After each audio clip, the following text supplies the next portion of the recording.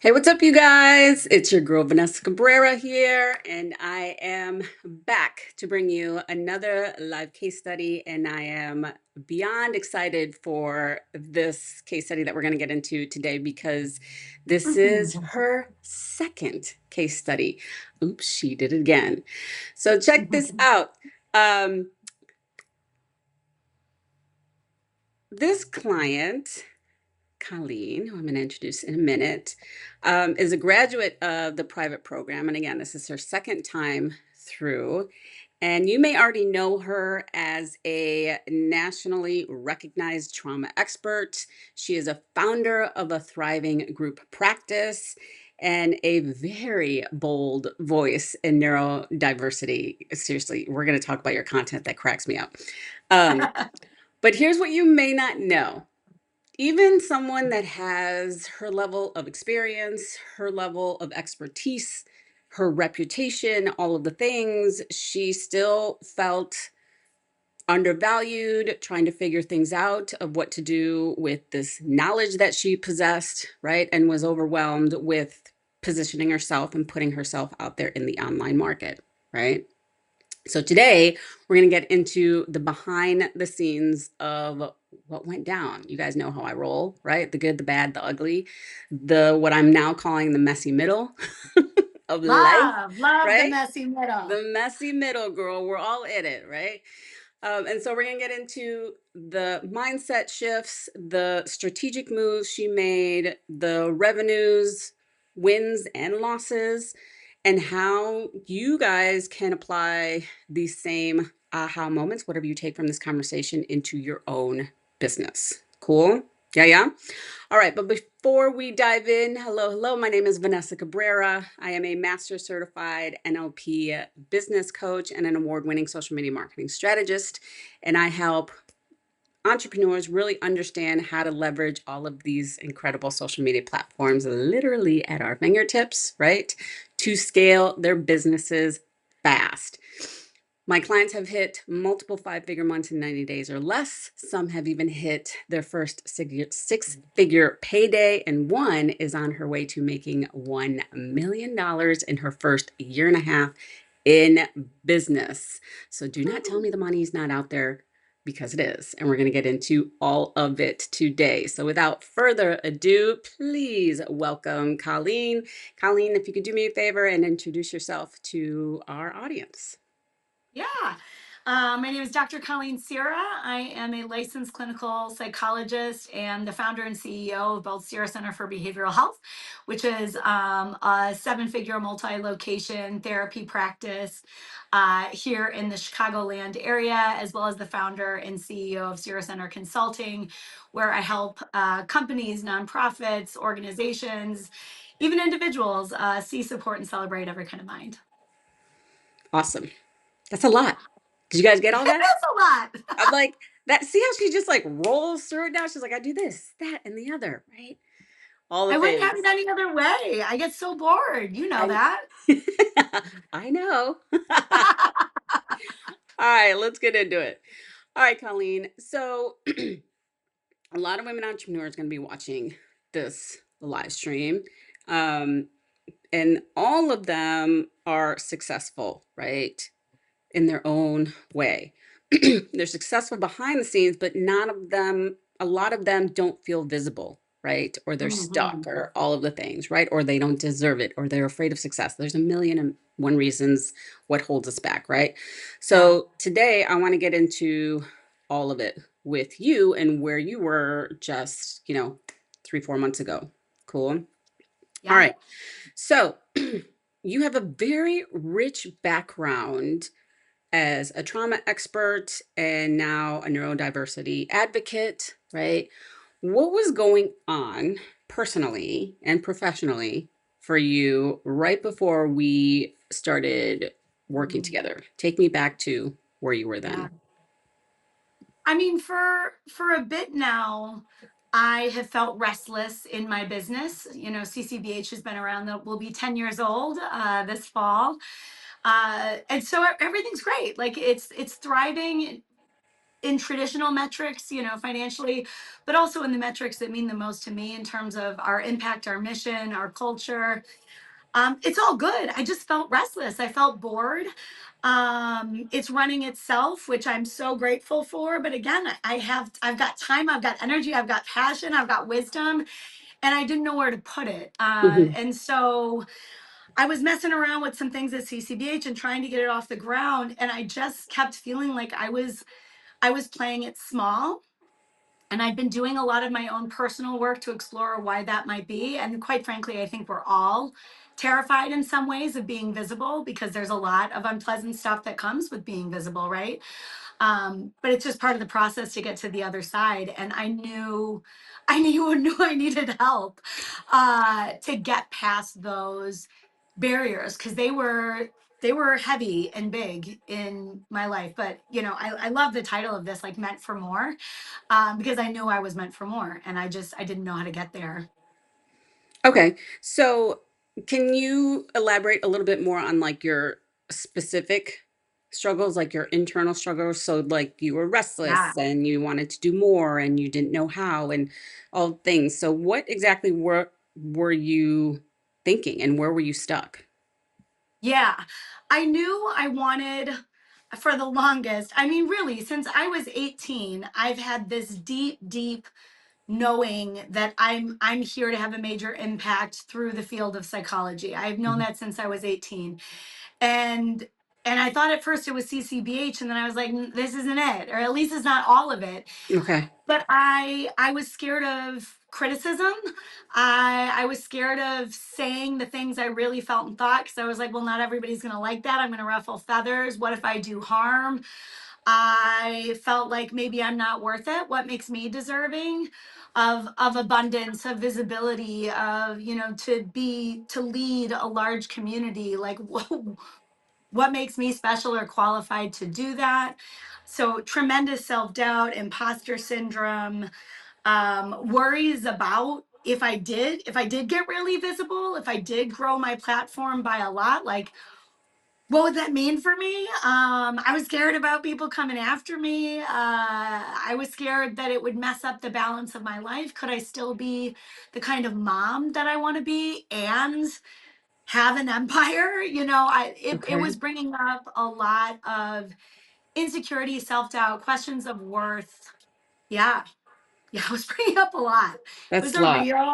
real like internal struggle, and I was wrestling with a lot of stuff. That's a lot.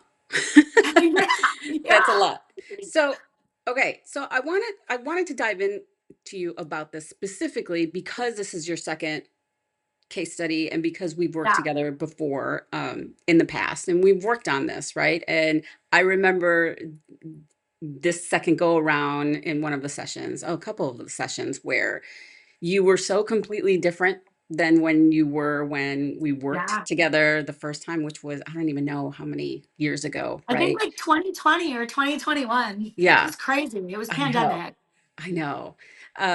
And so I definitely saw like a monster. I'm like, you are not, you are nowhere near that woman that I worked with Yeah. so long ago. But I want to make sure the audience is aware that just because like you get help and you had all the success when we first worked together and all the things, I think you launched your group coaching program, all the Yeah. things, it doesn't mean that you still don't struggle, right? No. Oh my Or things God. don't come Yeah. up with visibility, or all the answers are done, and it's just smooth sailing, right? It's a constant um, internal struggle of being visible, putting yourself out there, having all these ideas. What are people going to say? What are people going to think? So, Yeah. um, I appreciated you coming back and being like, I need to figure this out again, right? Like I have this Yeah. idea, but all the stuff is coming up. And so um, that takes courage to come back and ask for help yet again. So I appreciate that because when you came back, I'm like, what's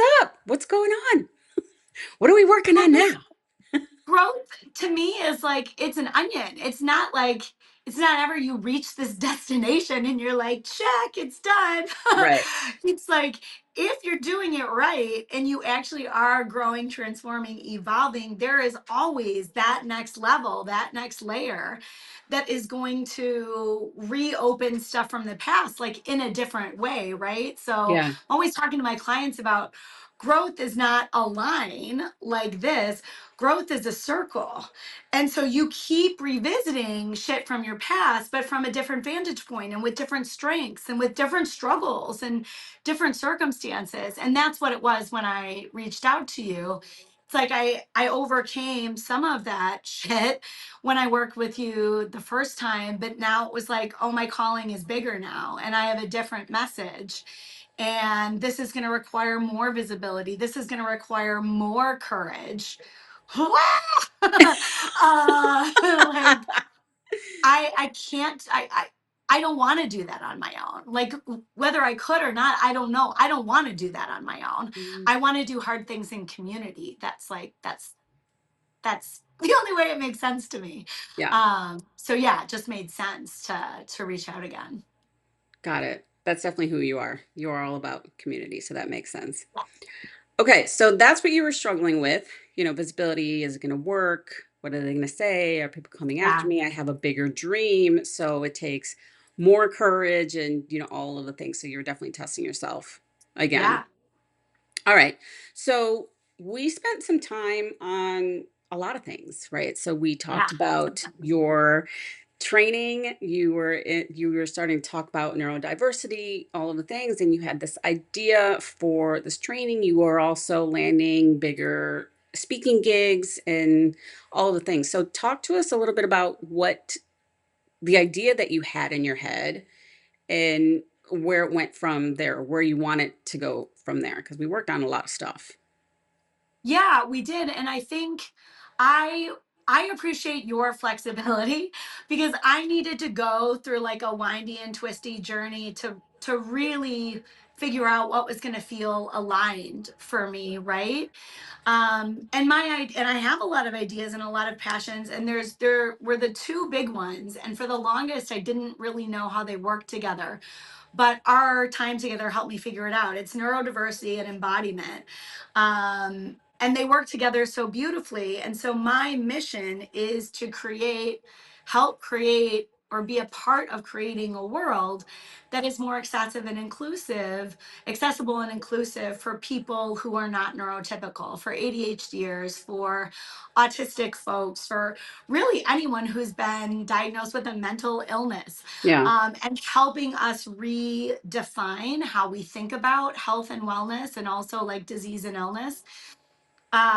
And so the more that we talked about neurodiversity and a bottom up approach and like living in your body, not your head, I started to think about all the different places where the opposite is playing out, where we are inadvertently reinforcing all these old antiquated ideas about how people should think, behave, feel, perceive, be in relationships.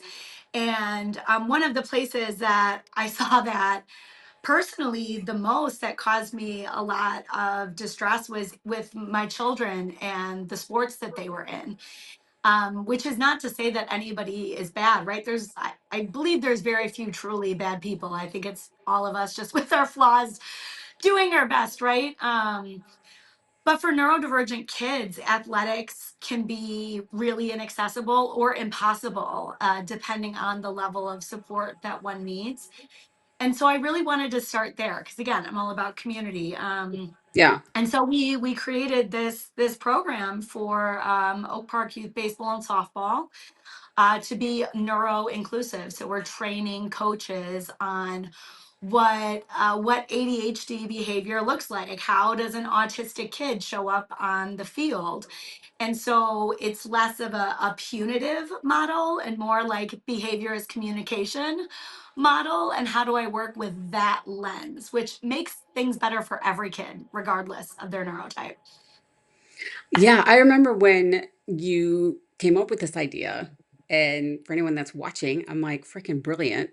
Why didn't anyone kind of think of this before? Yeah. And we hear a lot about it now. And even going through and working on the training with you and the strategy and the messaging and all of that, I myself wasn't even really didn't understand what all of that meant, right? The Totally. neurodiversity and, all of that. So I thought it was such a cool idea, so needed, all of the things. What part of that work when were brainstorming on the ideas, what you really wanted to do, what you really wanted to put out in the world, what part of that work surprised you the most? I think the part that surprised me the most is like once I kind of like settled into this is my mission, this is my message. Like, and it took some some winding to get there, right? Because I think so many people, myself included, worry about like pigeonholing ourselves, right? Like, Okay. I'm like, I don't like this isn't the only thing I want to do. But like once I got clear, I am speaking, my work is speaking to neurodivergent people, and my work in the world is to help non neurodivergent people create more inclusive spaces for neurodivergent people. Then everything started to just get really easy. Ideas came easily. Organization, which is tough for me, I'm an autistic ADHDer. Even the organization came easier. Our use of AI was unbelievably helpful. Oh yeah. Uh, yeah, and just and now what's cool, I don't we haven't talked about this, but there's No. all this research showing how AI is helpful for everybody, but that AI is especially helpful for neurodivergent people because of so many of the executive functioning challenges. So that Okay. like that felt really cool. Um the Ooh, that's connections that I interesting. yeah, Okay. yeah. The connections that I already have, I think for a bit I was like, oh, I've got to get like outside of my community, I've got to get outside my circle of visibility. And I think in part that is helpful, but like I started to think about the connections I already have, the relationships I already have formed, and so it just started to flow, which is what you're always talking about. Yeah, and it started to feel fun, not like work, which is what I was worried about. I'm like, I don't need more work. I need more fun. I need more creativity. I need more innovation, more flow. And like that's what it became. That's what Yeah. it still is. Yeah, yeah, yeah. Okay, so good. So there's a couple things I want to hit on with that. So when it started to flow, so first of all, I love your honesty when you're like, I'm all over the place. I have all these ideas. Yeah, And you said to me, I don't even know how many times, oh my gosh, thank you for your patience. I just need to figure it out, all of the things. And this is why I love doing this work because I get to know my clients really, really well. Right. But yeah, there's something about, and it's such a common thread within my, like, I like to call auditory digital clients who are like the details and the processes, but the organization, and they have all these ideas, right? And it could be difficult when you have all these ideas just yeah, swirling around in your head and not knowing what to do or which direction to go in. But there's something there, yeah, right? You know that there's something there. You just don't know what to do or how to figure it out. So the fact yeah, that that's you and that's how your brain functions, I think a lot of entrepreneurs suffer from that, especially in the online world. And now with AI, like it's all fantastic, but there's so many ways that you can take your business or the idea that you yeah, have, and it gets overwhelming, confusing, really, really fast. So I love the fact that I wanted to pinpoint that out with you specifically because you have a lot of ideas, a lot of great ideas. But then once you got clarity, it literally just went shh. Like yeah. the next time we met, we were like, I got it. Okay. Da-da-da. I'm like, Boom, boom, boom, boom, holy boom. cow. I'm like, Yeah, yes, yes, and totally. yes. Yeah. And Yeah. that's and so I mean, an interesting statistic here is that a lot of entrepreneurs are also ADHDers, whether they know it or not. Oh, Being an entrepreneur is like a job that works really, really well for ADHDers because we do have so many ideas and we like to wear so many different hats and we get bored so easily. So being an huh, entrepreneur, it's like you're the janitor and the bookkeeper and the visionary and and your best employee. Like you're all the things. And so it makes sense to me that so many of your entrepreneur clients are like that because they probably are ADHDers. huh. Oh my gosh, I didn't even think about that. Okay. I do. I always think that I'm like, I attract a lot of people with a lot of different ideas. Duh. Yeah. All right. The other thing I wanted to hit on what you said was the AI stuff. So I haven't really spoken about how I work with AI and my clients. That's also an idea I have in my head. I'm like, okay, how can I share this? Because I have been working with AI and my clients for over 2 years now, right? I just haven't really told people how I was doing it. Um, so we both have our own AI tools that we use, right? Some are same, some are different, right? All of the things. What I found fascinating, specifically with you, Colleen, is that you had your chatty going or your AI. I had my AI going, all the things. I'm like, okay, let's see how this is going to work. Because Yes, essentially, there's four brains in this conversation, right? Four totally. brains in this conversation, and let's see where this goes, right? So how I did it with you is obviously I record every session. I have it transcribed in my AI, so my AI knows you. I'm giving you guys all my secrets if you're not listening. Okay, take notes. And so I have ideas because I still want to use my brain as with NLP as a business coach with my strategies, all the Yeah. things. But it's very, but obviously I'm going to use AI as well. And so the ideas that you and I came up with, or where you were struggling, flushed it out. And I'm like, okay, this is where you are. This is where AI and myself agree that you need to go. And you're like, yep. I think there was one email that it summarized it and it was like, okay, she's here, here, here, and here. It knows how you take in information. My chatty knows you just as much as I know you. And I sent you an email and you were like, damn, this is exactly what I needed to summarize it, blah, blah, Yeah, blah, this and that. So this is how I have been using AI with my private clients. So my chatty is with us the entire way through, just in case we've missed something or totally. whatnot. And that's one thing I love it because it's not confirming. I don't need confirmation because I know my shit and I know what I'm doing with my clients 100%. But it's just that extra support and being like, what about this? Oh, and remember Yeah. this. And I'm like, oh, that's right, we talked about this, right? All of the things. So that's how I used AI Yeah. within working with you. How did you use AI when working with me? Oh, I'm curious. So as we know, lots of ideas, lots of very visionary, but the Hmm. organization and having something take shape and form is what's hard for me because it's noisy up here. It's very loud. Yeah. Adderall was not like a good fit for me, so I'm an unmedicated ADHD, so it's Okay. very loud and busy in my head. So organization is I need help organizing things Okay. and that's where I love chatty. And there are times, especially if I'm really excited, which is nervous system dysregulation, like that's what it is. Even excitement is still stress. It's still a stressful experience for your body Okay. because it's going through all these things. And so when I'm dysregulated, my brain is working my frontal lobe is working even less optimally than it normally is. And so it's hard for me to find words. That's the autistic piece. And so trying to type doesn't work, but I can just talk to it. So I'll put it on voice mode and be like, okay, here's the deal. I want to do this and blah, blah, blah. And I can just verbal vomit into it.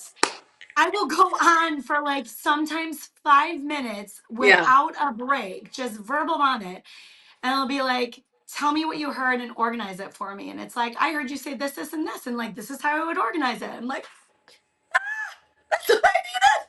That's exactly what Amazing. I needed. So for ADHDers or even autists, it gets me over that hump of like, I have all these ideas, but Mhm. decision paralysis is where a lot of ADHDers get stuck. And it's like, I Okay. don't know how to, I don't, what's the first step? How do I break it down? And that's where AI is so helpful for me, is it can break it down for me, it can organize it for me, it can give me a timeline. So all the ideas are mine. I think that's one of the, like you said, one of the biggest misconceptions. All the ideas are mine, but Mhm. it helps it take shape, which Yeah. is what I need. I'm so glad you brought this up. I'm like, how were you using AI when we were working? I know how I was using it. I'm like, how were you using it, right? Yeah. And yeah, the ideas are ours, and our expertise is still ours. I think Yeah. now leaning all into AI and now doing trainings and speaking engagements and on it because I'm all in. I believe you have to be. But I also believe that AI is not replacing us, it's helping us. So I love having these AI conversations because it's certainly a huge part of my business, a huge part of how you organize it. And I'm just now curious Yeah. on how everyone's using it. So that makes For sense for sure. you. All right, cool. For sure. All right. So the other thing I wanted to ask you, Colleen, I don't know if I asked you this in your first case study, but I believe I trained you on this, but I can't remember. So you also learned, or we reviewed, how to use the NLP communication model, right? Yeah. Strategically around, look at her. She's like, yeah, Yeah. around communicating to your clients or communicating on social media, all of the things. How did understanding that change your outreach, change how you communicate, your strategy, all of the things? Can you talk a little bit about that? Hugely. Especially this is so relevant for when I pitch and when I'm drafting proposals Yeah. for folks. It's everything because I think it's just I mean, my whole platform is about how we all have different brains Yeah. and we all have different nervous systems. And and most of us speak in the language as a metaphor that's our natural tongue, right? That's our native tongue. But that means anybody else who doesn't speak the same language as that, that's going over their heads, right? So the most trauma informed thing to do is speak to someone in their own fucking language. And that's what NLP and bank allows me to do. And it's a deeper, and it's not just, because some of the criticism I hear about this from a marketing perspective is it like it's manipulation, It's whatever. It's like, manipulative. it's a courtesy. I'm taking extra time to get to know who you are. How does your brain work? How do you take in information? What is important to you? Those are important things because I don't want to, I'm not chasing money. Like, let's be clear, right? I know you don't chase money either. I don't chase money, I attract.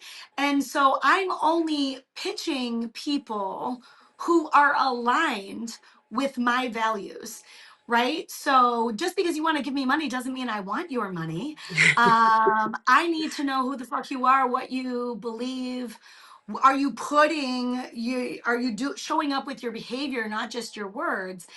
And thinking through a banker NLP lens allows me to really feel like I get to know someone on a much deeper level, which is like, do I want to work with you or not? Are we going to Right. enjoy our time together or not? Because I don't do transactional, you know? Hmm.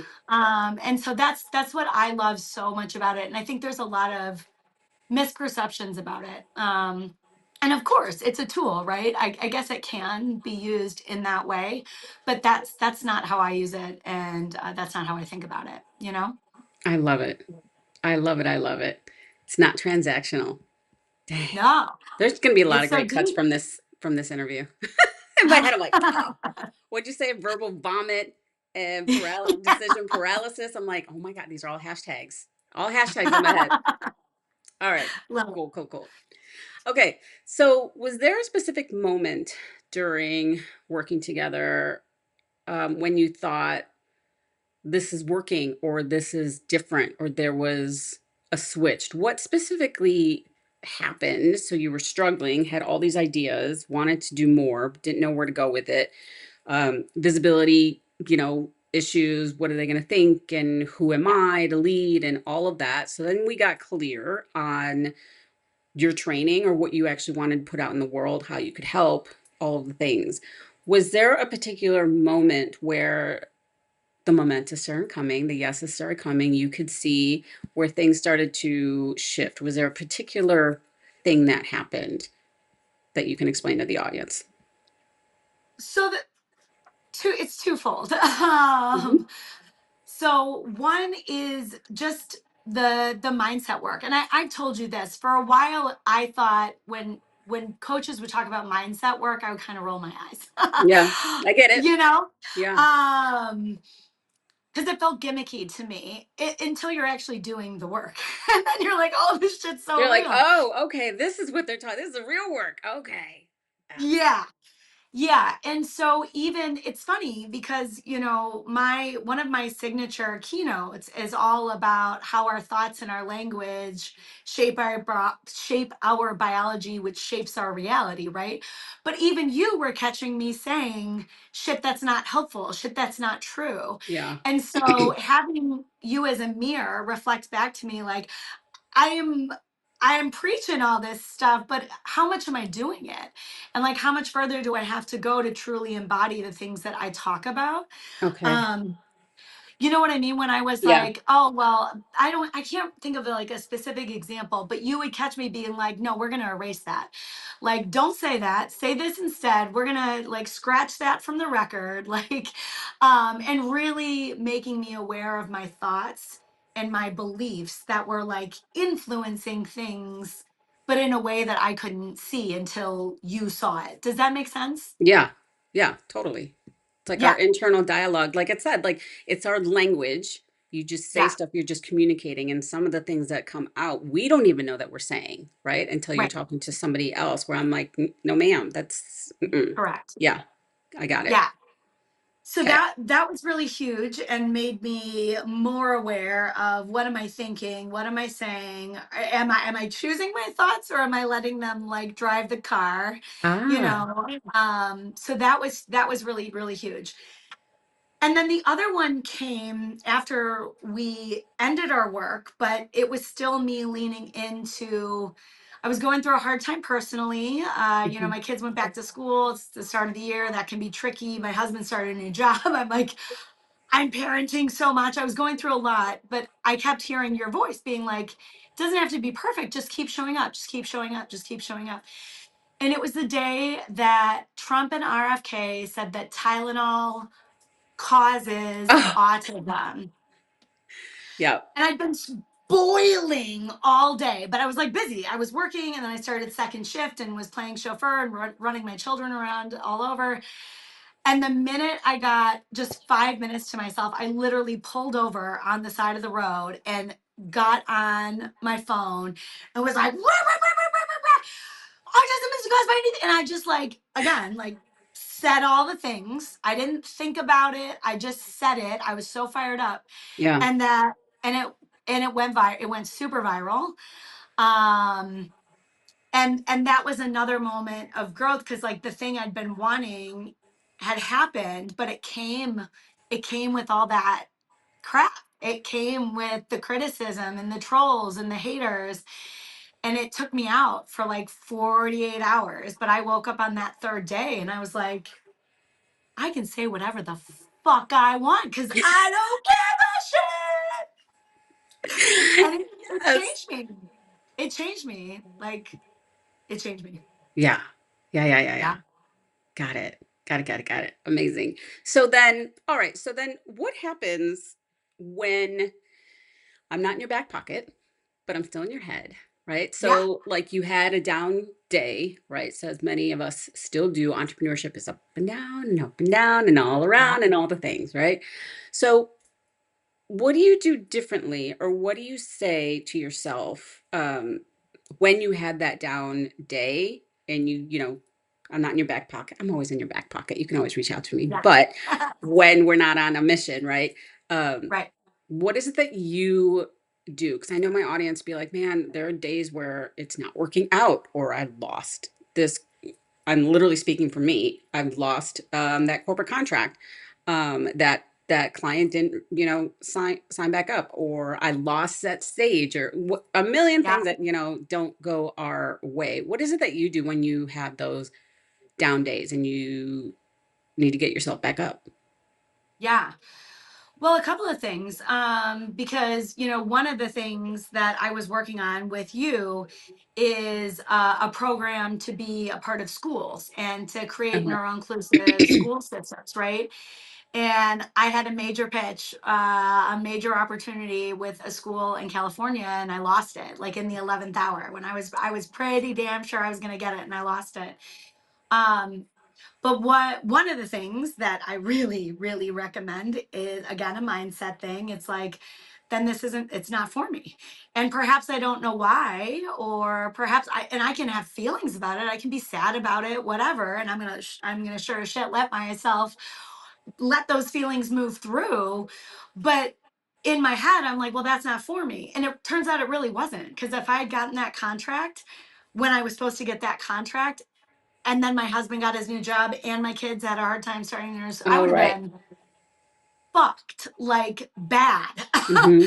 And so I have a deep and abiding faith and trust that like things are working for me, even if it doesn't look that way. So that's not for everyone, I realize, but for me, I couldn't get through life any other way. And the other thing is that, again, our work has helped me with, in addition to my own personal work, is like, I don't push through in those moments of like loss or sadness or disappointment. I'm not white knuckling my way through it, because that's how Yeah. I've done life for the past 45 years, which is exhausting. And for me, increases the likelihood that I'm going to wind up depressed or burnt out or whatever. Yeah. I just fucking roll with it now. It's like, it didn't work. All right, cool. So I'm going to cry about it for a day, and then I'm going to boss up tomorrow, and something better is going to come my way. Like, anything that falls away, anything that doesn't come to me is clearing space for something better, more aligned, more money. But I don't push through. I'm not like dragging myself through this shit anymore. It's like I just let it move through, and then the next day I'm like, whoo, boom, back. No biggie, you know? I mean, How you like that? I'm like, I gotta give her something for all of that. Oh my God. So good. So good. We're very similar. We're so very similar, but it took me a minute to get there, right? Like I Yeah, used to white knuckle it and being like, shit, yeah, I lost this. All right, I gotta get back on. Who do I know? Blah, blah, blah, all the things. And yeah. man, is that the opposite. That is such The the opposite. opposite. Yeah, where I'm just like, fuck. I'm like, all right, fine. I lost that, blah, blah, blah, pissed off or whatever goes in my head. What could I have done? What could I Yeah, have said different? Didn't I use our communications? All of this stuff. But the difference now is that I do the same thing where I'm like, this wasn't for me. yeah, For whatever reason, it wasn't for me, right? Something else is coming along. There's a knowing, like an yeah, unshakable knowing in me that I'm like, this ain't yeah, it. Something else is coming along. And something always, always comes along. The difference now is that I get there faster in yeah. my head. That's the difference that I see, right? And that's the real work where like I just get back a hell a lot. I get up faster than I ever used to, where I'd be like, oh my gosh, and worried and all the things Totally. for days. For days. Now I'm just like, maybe an hour or two, go for a walk, whatever, go out for happy hour, whatever, right? Yeah, Hang out with my son and be like, it's fine. It's fine. Something else is going to come along. And that's the difference. And the other thing I wanted to add to that, like once you're able to get back up, right? You're like, all right, moving on, right? Next, there's an energy that I don't think people understand. There's an energy of where your head is at, what you're thinking, how you present yourself, how you walk in a room, how you live stream, how you post, all of that you cannot fake, yeah. right? And so this is what I try to teach my clients. I'm like, if you're having a bad day or a bad week, don't fucking post. Don't do it. Don't reach out. You're not in the right headspace right now, and That's that's right. okay. Right. I'm like, that's fine. That's okay. That's right. We're all been there, right? Where people just like hustle and that hustle mentality. I'm like, that ain't it. I'm No. telling you, if you learn how to master this, where you're like, okay, that didn't work. Let me figure something else out, right? We'll get back up and something else will happen. The faster you're able to do that, the more in flow you'll stay. For sure. Because right? all that hustle, at least I can't speak for everybody, but for me, that hustle is coming from a place of fear. That is coming from a place of scarcity. That is coming from a place of, oh my God, I fucked up. Or like, oh, I'm not worthy. Let me prove. Let me demonstrate. Let me juggle and show you how great I am. And it's like, I don't do that. Yeah. Right. We don't do that, girl. No. Yeah. And No, it's no, exhausting. It's that's right. exhausting. And Yeah. I don't have energy to spare. So, like, no, hustling is the opposite Yeah. of where it's at. And but then it's just like showing up exactly as you are, like in so much authenticity and vulnerability, and like, and that can be hard for folks, Yeah. but it's like, it's so worth it to get on the other side of that fear. And be real. Right. Yeah. Yeah. Yeah. So good. All right. So you have made correction, not 10,000. There's a correction. She's made over 12,000 Yeah. in corporate contracts, trainings, speaking engagements, all the things. So, you know me and my audience, I bring the real, and I always like to put a dollar amount on what my clients actually made Yeah. because this is business. And if you're not making money in Yeah. your business, you have a very expensive hobby. So let's Yeah. talk finances, let's talk business, let's get all into the numbers. So, Yeah. we worked on this idea that you had, right? This neurodiversity training and for coaches and oh my gosh, where was this training? All of the things, right? So Yeah. walk us through where the money came from. How did you make over 12K? What exactly, if you don't mind, Oh um, yeah. in your trainings and speaking engagements and all that. So they're very clear on where the money came from and how you made it. Yeah. So I mean, the biggest part of our work was, it's just like, what do I have to say? What are like the core tenets? What do I want to teach? What's the mission? What's the vision? Whatever. And once I got clear about that, it's like there's a million ways to do that. So, the game changers, which is my athletic, neurodiversity inclusive initiative for youth sports and activities. That's one way. So that's a $4,500 program. And that's, now that it's done, right? It's just like wash, rinse, repeat. So that's a really lovely thing to have at my disposal. That is great for my income, but also again works for the mission that I'm trying to accomplish, right? So that's a huge thing. Keynotes and speaking engagements. I've been thinking so much about this as a chapter in my career where I get to do what I love and focus on what I love. And what would I do if I wasn't getting paid? Not that I'm not getting paid. I am. Every speaking gig I do is paid, but I would speak for free. I just love it so much. It lights me up so much. And so I've landed a bunch of speaking gigs. So I did a keynote this year. I already have a keynote in New York booked for next year. I have several trainings, a few more to end out this year, and I think five or six already scheduled for next year. And so the clarity, and so that's the money. The clarity is, it's like that MasterCard Discover, whatever that was, where it's like, cost this much, it costs this much, priceless. The Okay. clarity is price. You know what I'm talking about? Yeah. Um, the clarity that I have is what's priceless. Like, I know exactly what I'm trying to do, who I'm speaking to, the different ways that I can package it. And that's everything, right? That's absolutely everything. Awesome. Yeah. Amazing. So you have six speaking engagements lined up for 2026 already? Is that what you said? Yeah. Yeah. Dang. And the synergy, because I know you're all about like the synergy and synchronicity, whatever. So Mm-hmm. wild. I booked a keynote in New York for March 14th.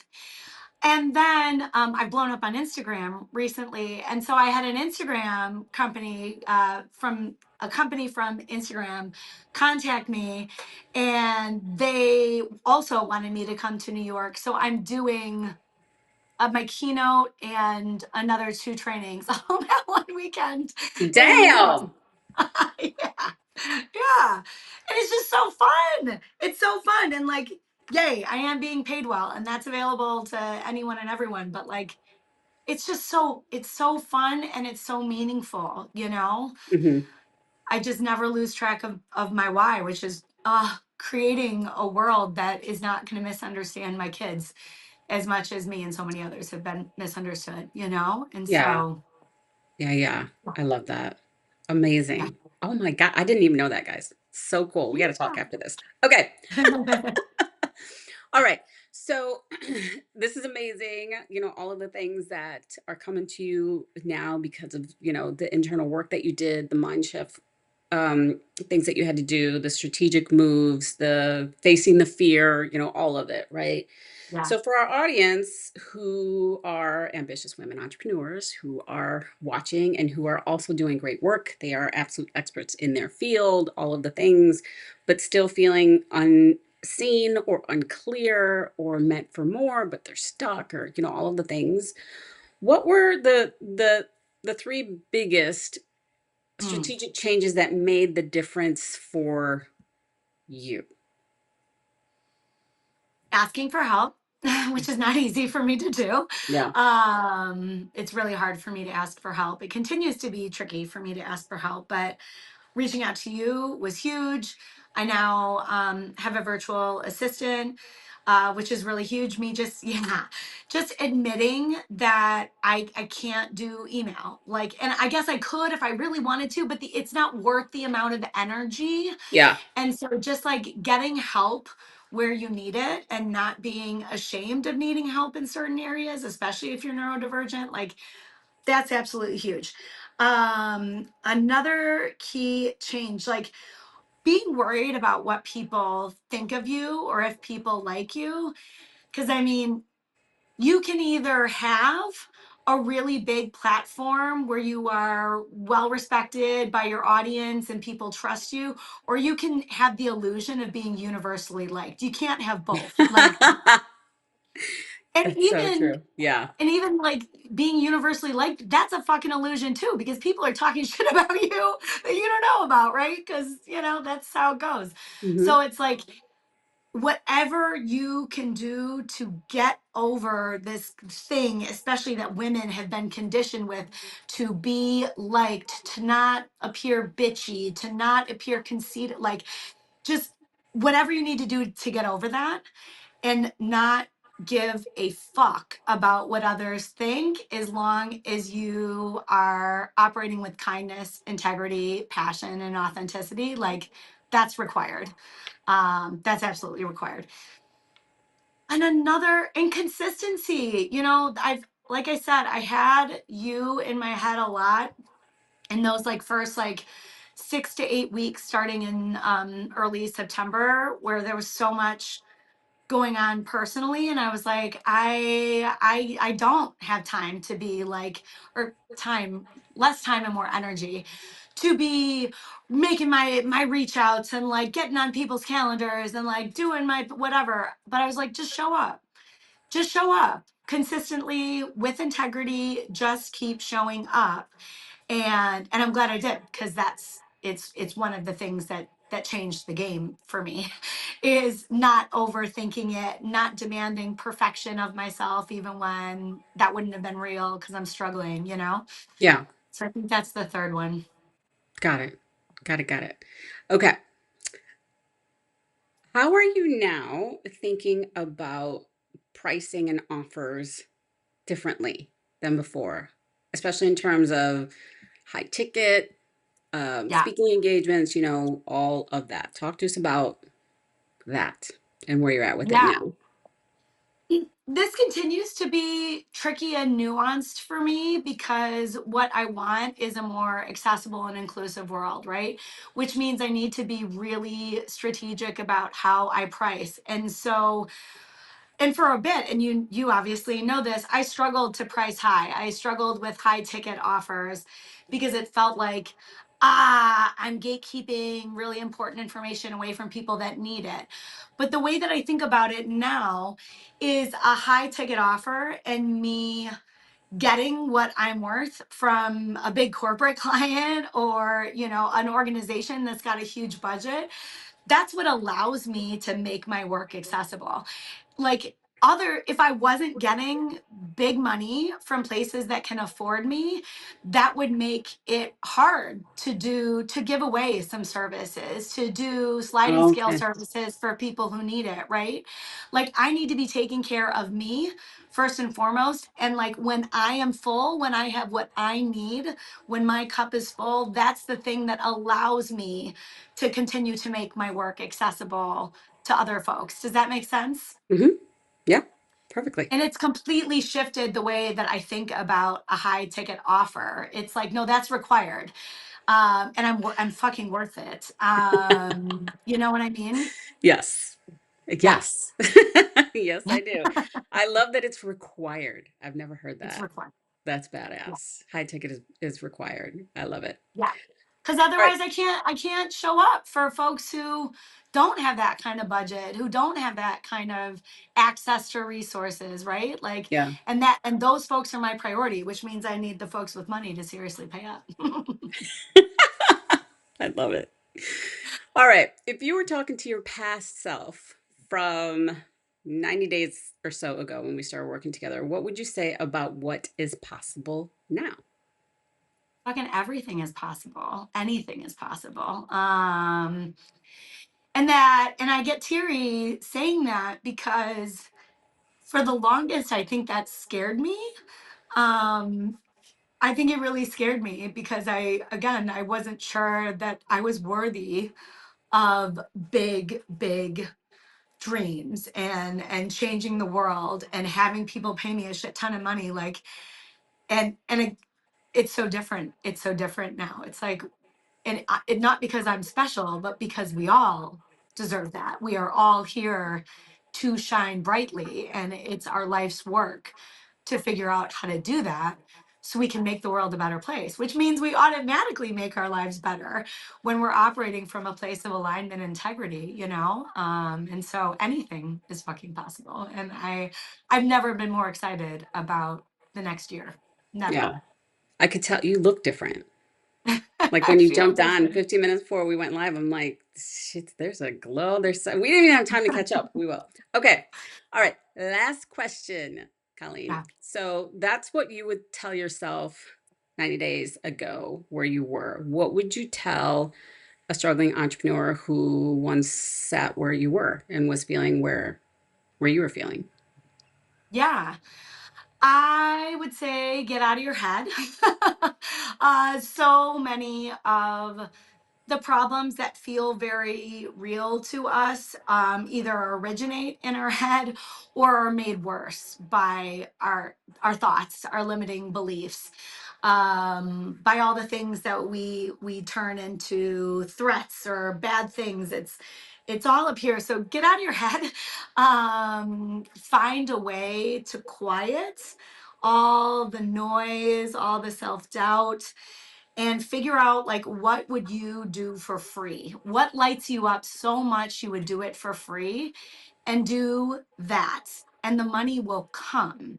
Because again, I think so many people I chased for a while, right? And because it's a journey to figure out, like, the way Yeah. that I think about it, it's like to find out what your soul came here to do, right? Like it's a journey to get there, and that's okay. But get out of your head and figure out like what would I do for free? And then everything opens up, you know? Yeah. Everything opens up. I always say one of my sales coaches told me, and it stuck. She was like, "What comes easiest to you, Vanessa? What is it that Yeah. comes easiest to you?" And 9 times out of 10, it's different for everybody. It's usually what you like to do, right? Like Yeah. you're good at it for whatever reason, right? And so, Right. when I was like, "Oh, I could do this," like I could just that's just how my brain works, right? And she's like, "That's what you need to get paid the most for." And I That's was right. like, "But," I go, "It's so easy." She's like, "Yes, for you." That's the point, right? And I was like, "Holy shit. Okay. Okay. Okay." Totally. Amazing. Totally. All right. I love you. I adore I you. love I was so you. excited to work with you again. I was like, what are we working on now? Yes, let's go, right?